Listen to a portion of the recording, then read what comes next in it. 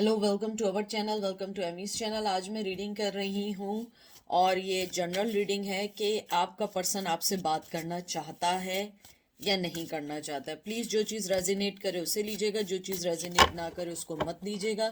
हर reading आपके लिए, हर message आपके लिए इसलिए नहीं है। ये जनरल रीडिंग होती है, पर्सनल रीडिंग नहीं है, ठीक है। मैं true heart intuitive tarot use कर रही हूँ, ठीक है।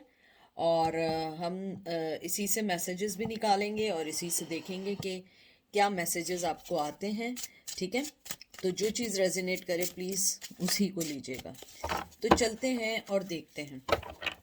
सबसे पहले जो मैंने कार्ड्स पकड़े हैं, मुझे बहुत सारे लोगों ने, बल्कि एक पर्सन या दो पर्सन ने मैसेज किया था कि आप पहले ही सब बता देती हैं कार्ड उठाने से पहले या उठा के।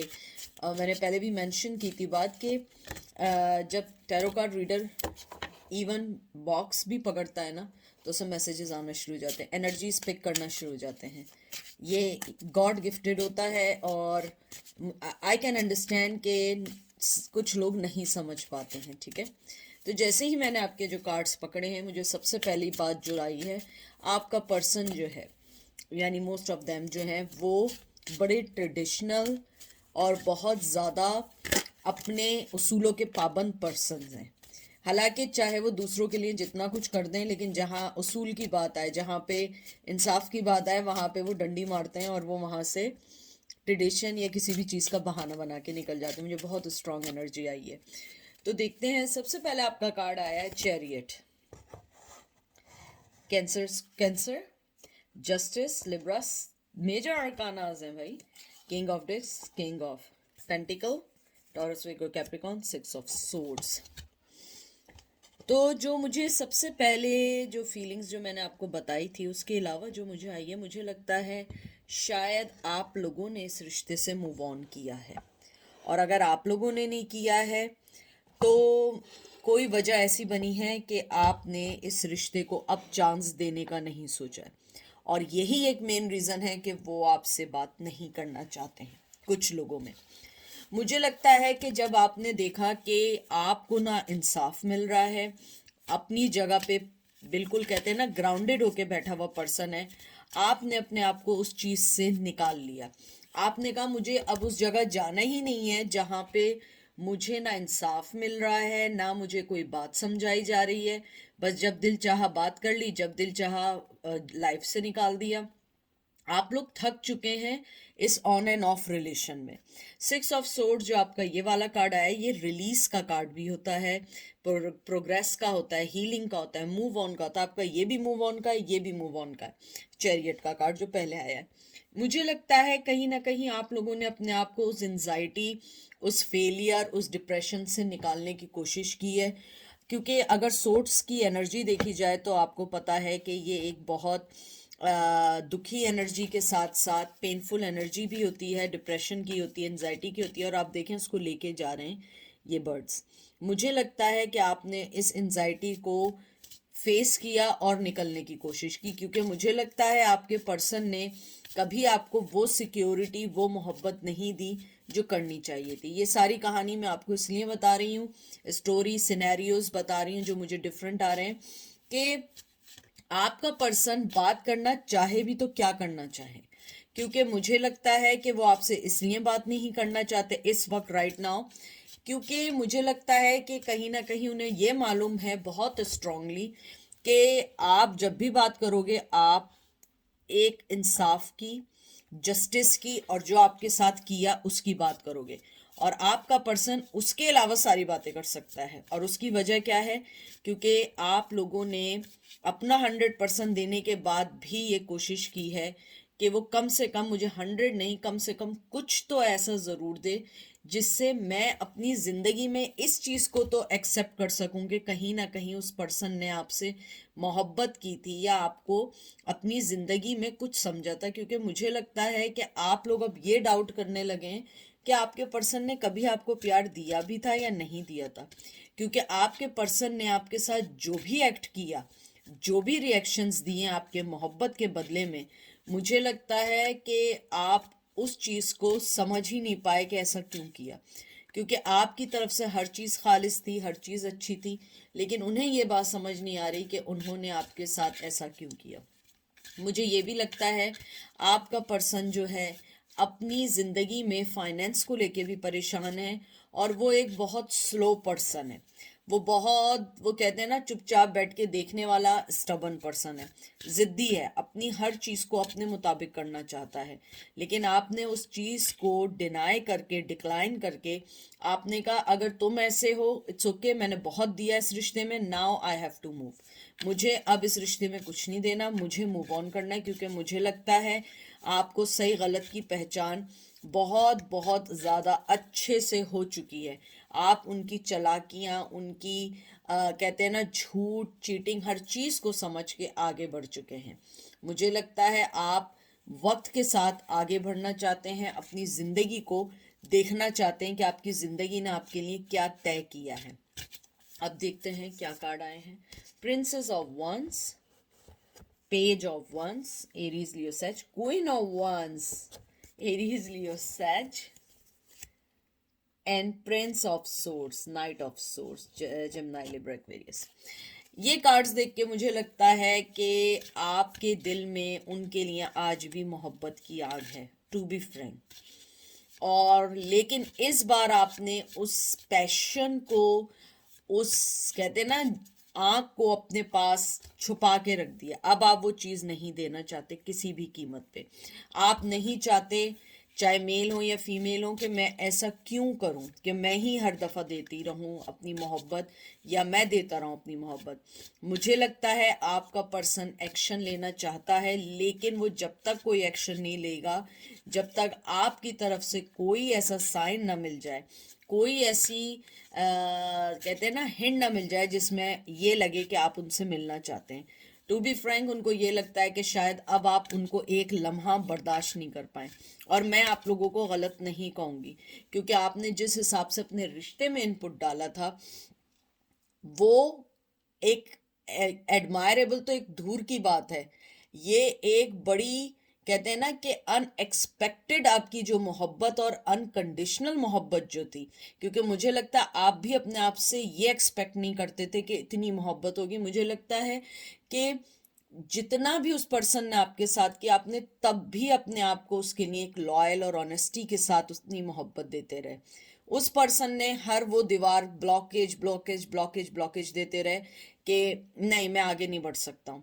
अब आपका पर्सन ये जानता है कि आपने अपना अनकंडीशनल लव के बाद जब आपने अपनी मोहब्बत की एनर्जीज उसकी तरफ से खींची, तब वो आदमी या जो भी है, मेल फीमेल, वो कहते हैं ना जमीन पे आके गिर गए। उन्हें पता लगा कि आप जो मोहब्बत दे रहे थे या दे रही थी, वो आपकी एक अनकंडीशनल मोहब्बत थी। उनमें ऐसी कोई बात नहीं थी कि वो आप उन्हें अनकंडीशनल मोहब्बत उनकी किसी खूबी की वजह से, या उनकी मनी की वजह से, या उनकी खूबसूरती की वजह से दे रहे थे।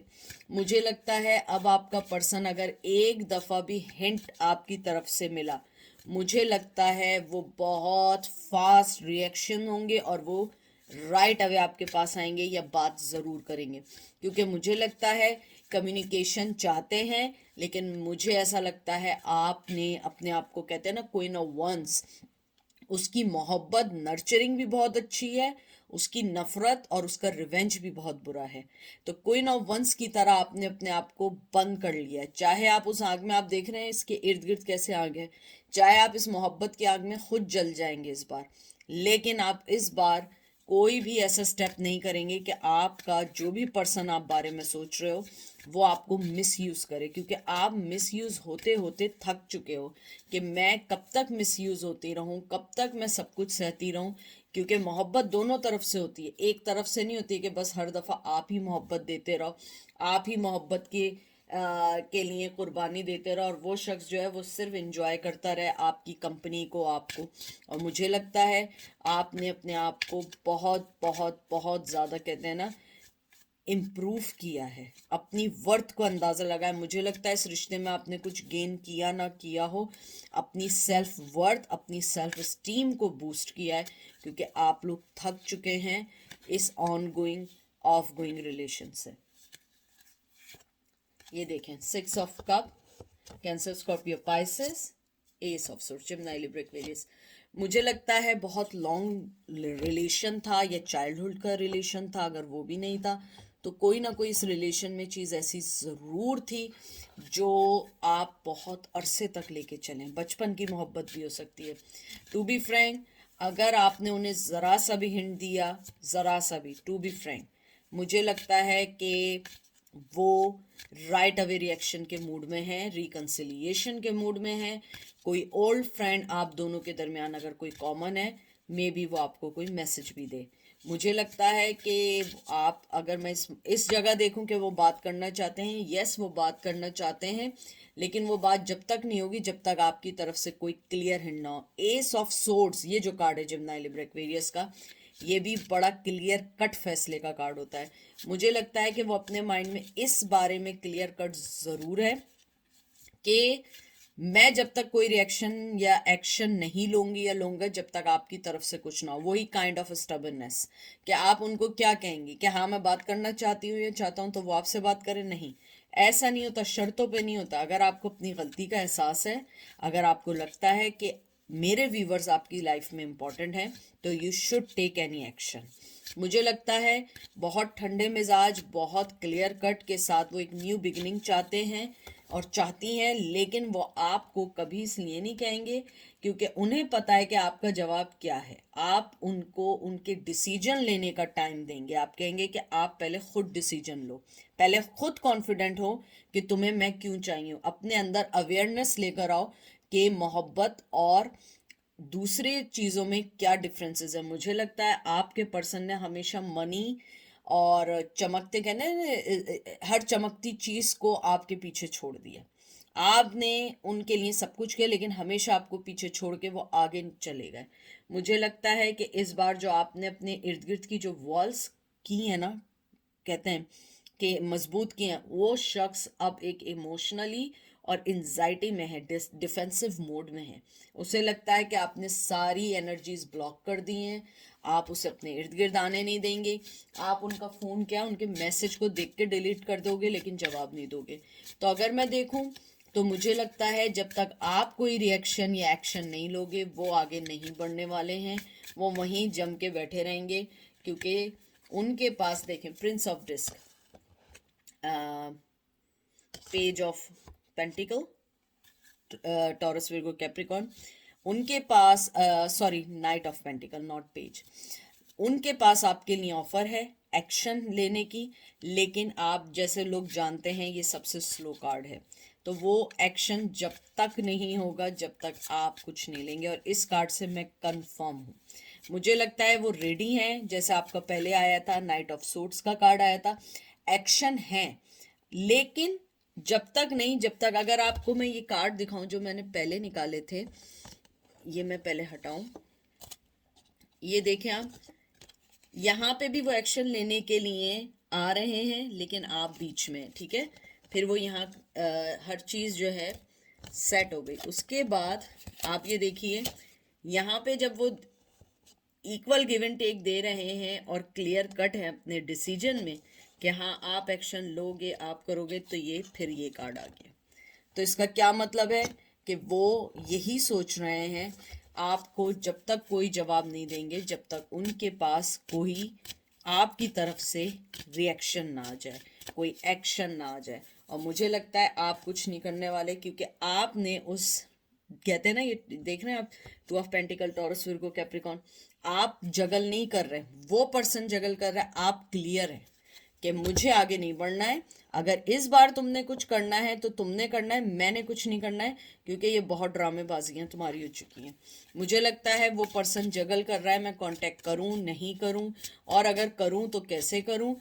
तो वो यही सोच रहा है कि मैं शायद जब तक कोई एक्शन नहीं ले सकता या ले सकती जब तक आपकी तरफ से कुछ ना हो। और मुझे लगता है इस बार आप कुछ नहीं करने वाले हैं, आप कुछ नहीं करने वाले हैं क्योंकि आपके पास अपने 9 ऑफ कप्स हैं और आप कोई कप किसी को देने वाले नहीं है। मुझे लगता है ये आपके अपने कलरफुल कप्स हैं, ये आपकी चीज़ें हैं। आप अपनी कोई चीज़ अब शेयर नहीं करना चाहते और आप बिल्कुल नहीं चाहेंगे कि कोई पर्सन आपके इमोशन से अब खेले।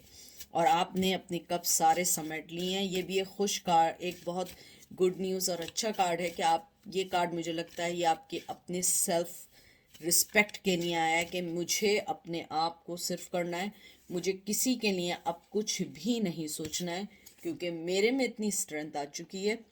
और ये सारी चीज़ें आपके पर्सन को ना डराते हैं कि आपने अपने आप को चुना है ओवर देम, क्योंकि पहले आपने हमेशा हमेशा उनको चुना था, अपनी सेल्फ इस्टीम खो दी, अपनी ज़िंदगी के हर मकसद को खो दिया सिर्फ उस शख्स के लिए।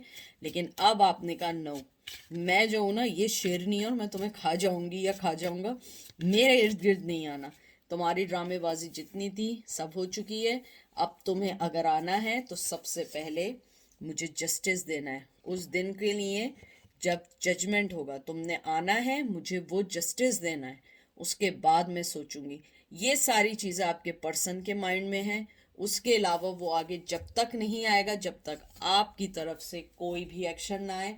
और इसका जवाब यही है कि वो चाहते हैं लेकिन नहीं भी चाहते हैं, क्योंकि आप जगल नहीं कर रहे हैं लेकिन वो अभी भी इस चीज़ में जगल कर रहे हैं कि उन्हें क्या चाहिए और कैसे आपसे कांटेक्ट करना है। तो ये थी आज की रीडिंग। आई होप आपको अच्छी लगी होगी, पसंद आई होगी।